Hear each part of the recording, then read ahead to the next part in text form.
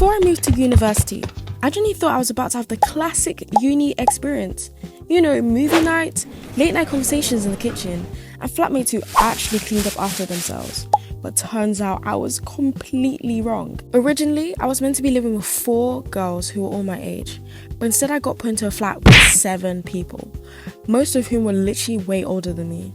Some were in their 2nd year, 3rd year, or even master students, and somehow I literally ended up being the most responsible person there. I was the youngest person in the flat, and because I wanted them to really like me, I was way too nice in the beginning. One of the girls in my flat asked if she could have my top cupboards because she said she had like knee problems or something.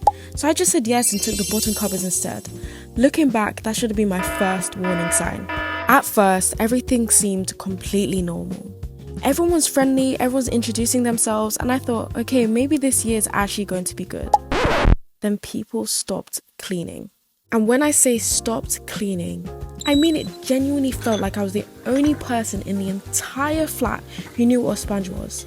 There were 7 of us living there, yet somehow the kitchen always looked like the aftermath of a natural disaster. The bins would be overflowing constantly, and it got so bad there were actual maggots. At that point, I wasn't even scared of my assignments anymore. I was scared of entering the kitchen because I genuinely thought I was going to catch some sort of infection. I'd literally walk in, hold my breath, grab whatever I needed and get out as quickly as possible.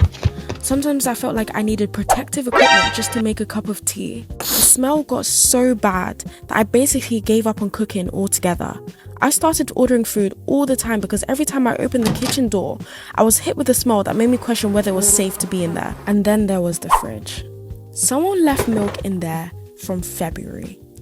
By the end of the year, I was convinced that if someone opened that bottle, scientists would need to come and investigate. And as if that wasn't enough, I also had a flatmate who would eat my food. There is genuinely no greater betrayal than buying snacks, thinking about them all day, and then coming back to find out someone else has helped themselves to them. At that point, I was fighting for survival. I had lost my cupboards, lost my appetite, lost my faith in shared kitchens, and apparently lost my food as well. University accommodation definitely wasn't what I imagined. I thought I'd be making memories with flatmates, but instead most of my memories involved overflowing bins, mystery smells, and avoiding the kitchen like it was cursed. Thankfully, this year is finally over, and honestly, I could not be happier to leave.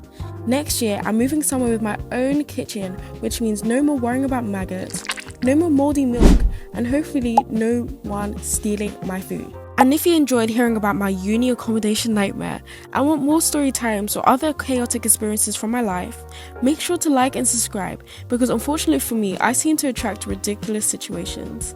Thank you so much for watching and hopefully my next story will be a lot less traumatic. I'll see you guys in the next one.